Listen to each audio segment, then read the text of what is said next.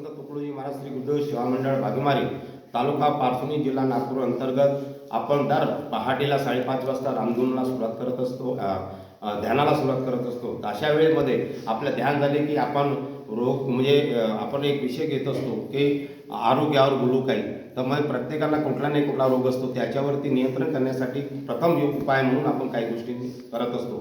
तर आपण आजचा विषय होता अँटीबायोटिक्स. आता अँटीबायोटिक्स ह्या ज्या गोळ्या आहेत ह्या आपण जे घेतो, जर फार्मसीमध्ये आपण जातो आणि स्वतःच्या मताने गोळ्या घेत असतो आपण, आणि स्वतःच्या मताने गोळ्या घेत, सर्दी झाला, खोकला झाला, ताप झाला, काही आला, आपल्याला अंग पाय दुखलं, तर आपण जातो पटकन फार्मसीवाल्यांना मी म्हणतो की मला गोळ्या दे. तर फार्मसीवाल्या गोळ्या तुम्हाला देऊन देतात आणि तुम्ही त्या गोळ्या खातात. आणि तेव्हा गोळ्या खाल्ल्यानंतर तुम्हाला थोडंसं बरं वाटते, पण बरं वाटल्यानंतर पण त्याचे साईड परिणाम जे तुमच्या दुष्परिणाम कसे काय होतात, तर त्याचा जर आपण चिंतन केलं तर डॉक्टरच्या सल्ल्याशिवाय कोणत्याही गोळ्या फार्मसीतल्या खाऊ नये.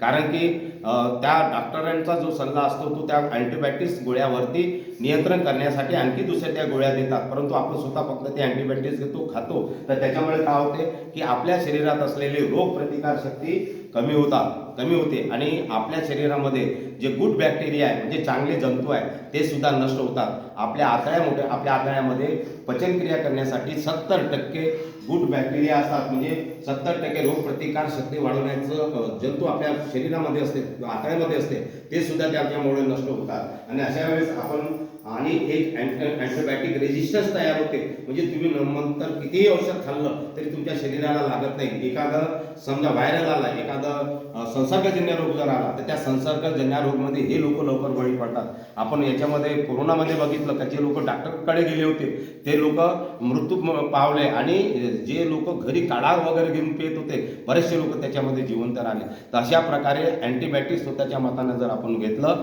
तर आपली रोगप्रतिकार शक्ती आपण कमी करत असतो. म्हणून यासाठी कधीही डॉक्टरच्या सल्ल्याशिवाय रोगप्रतिकार शक्ती आपली कमी होऊ नये म्हणून अँटीबायोटिक्स ह्या गोळ्या डॉक्टरच्या सल्ल्याशिवाय खाऊ नये. आणि आपला कधी मग अशा वेळेस आपण डॉक्टरचा सल्ला घ्यावा तरच खावा, अन्यथा खाऊ नये. धन्यवाद.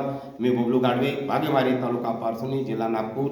अशा प्रकारचे आरोग्यावर बोलू काही हे व्हिडिओ पाहण्यासाठी यूट्यूब चॅनल किंवा फेसबुकवरती आपण जा, बबलू संतोष गाडवे या नावाने सबस्क्राईब करा आणि फॉलो करा, विजिट द्या त्याला, आणि आपण असे आरोग्याचे व्हिडिओ बघत राहा. धन्यवाद. जय गुरु.